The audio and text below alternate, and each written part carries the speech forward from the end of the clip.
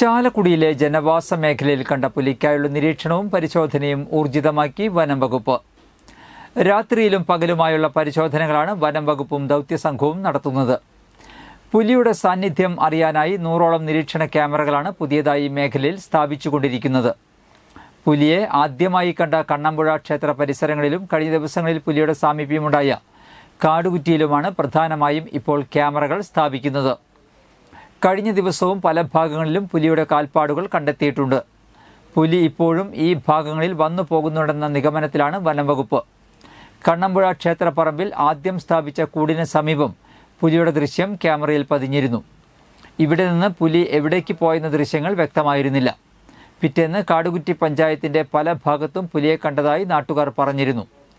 ഇവിടെ വനംവകുപ്പ് നടത്തിയ പരിശോധനയിൽ പുലിയുടെ കാൽപ്പാടുകളും കണ്ടെത്തി. കണ്ണമ്പുഴ ക്ഷേത്ര പരിസരത്തു നിന്നും പുലി ചാലക്കുടി പുഴ കടന്ന് അക്കരെ കടന്നതായിരിക്കാമെന്നും പറയുന്നുണ്ട്.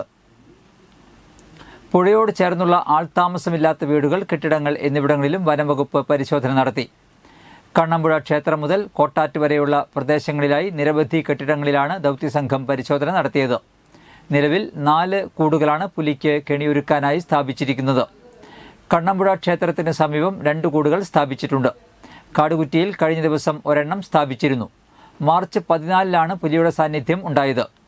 ചിറങ്ങരയിലെ വീട്ടിലെ വളർത്തുനായെ പുലി പിടിച്ചുകൊണ്ടുപോകുന്ന ദൃശ്യം ക്യാമറയിൽ പതിഞ്ഞതോടെയാണ് പുലി സാന്നിധ്യം അറിയുന്നത്. തുടർന്ന് അടുത്ത ദിവസങ്ങളിൽ കൊരട്ടി പഞ്ചായത്തിൻ്റെ പല ഭാഗത്തും പുലിയെ കണ്ടതായി നാട്ടുകാർ പറഞ്ഞു.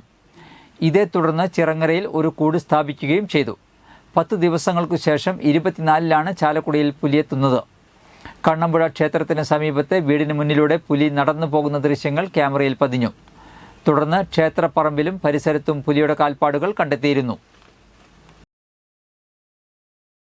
വെളുപ്പിന് 4:50-50-50-50-നാണ് നമ്മൾ കണ്ണമ്പുഴ റോഡിൽ പുലിയുടെ ദൃശ്യം ക്യാമറയിൽ പകർന്നതായിട്ട് നമ്മൾ കണ്ടത്.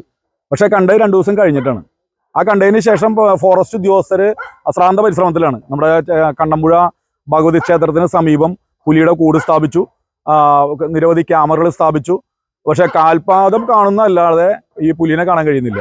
ഇതിനിടയിലാണ് കാടുകുറ്റി ഭാഗത്ത് പുലിനെ കണ്ടതായിട്ടുള്ള സംശയം